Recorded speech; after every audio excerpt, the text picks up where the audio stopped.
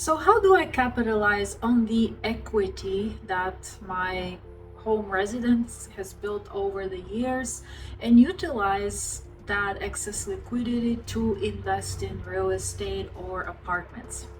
That's a question I'm very often asked by active or passive investors. And as usual, the answer is it depends. Just a quick reminder that my videos are designed for educational purposes only and do not offer investment, tax, or legal advice. So let's begin. There are a few key considerations to keep in mind. What is the risk level of the project? What is the duration of the project? Is what will determine whether or not this makes sense or not.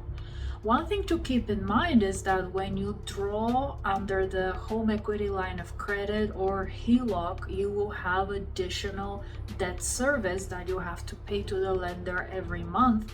So you must ensure that the income that this new project that you're investing in, whether it's a syndication or some other project that you have in mind, that income generates the project generates sufficient income to cover the debt service.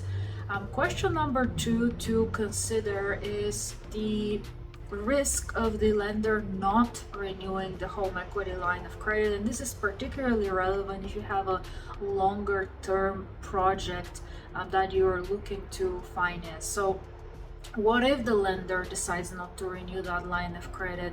How will you pay off that loan?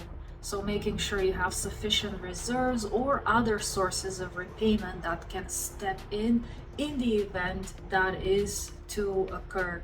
Always thinking through the source of repayment. And then the interest rate risk. Very often these HELOCs have variable rate mortgages, and so you want to consider what will happen if interest rates rise drastically, which is what happened over the past couple of years. Typically, you want to ensure that the return on the investment, the cash on cash return that the investment you're considering exceeds by a wide margin the interest rate on the loan. And it is for a variety of reasons, right? If interest rates increase, you want to have sufficient cushion. If for whatever reason the investment that you are undertaking perhaps has lower than the initially projected cash on cash return, you want to have sufficient margin. And if there isn't sufficient margin, sufficient spread between the cash flow generated from the project that you're investing in and the interest rate on your HELOC, then you want to think about, well, what are some other sources of cash flow that I can tap into in the event I have this unexpected, unfavorable event happen to me, or even worse, an event of duress where your project completely fails. You don't have the cash flow, but you're still stuck paying off the HELOC. So it is possibility to tap into it, but you have to very carefully consider the risks and the duration of the project. It is for that very reason, especially for new investors, that I recommend against it.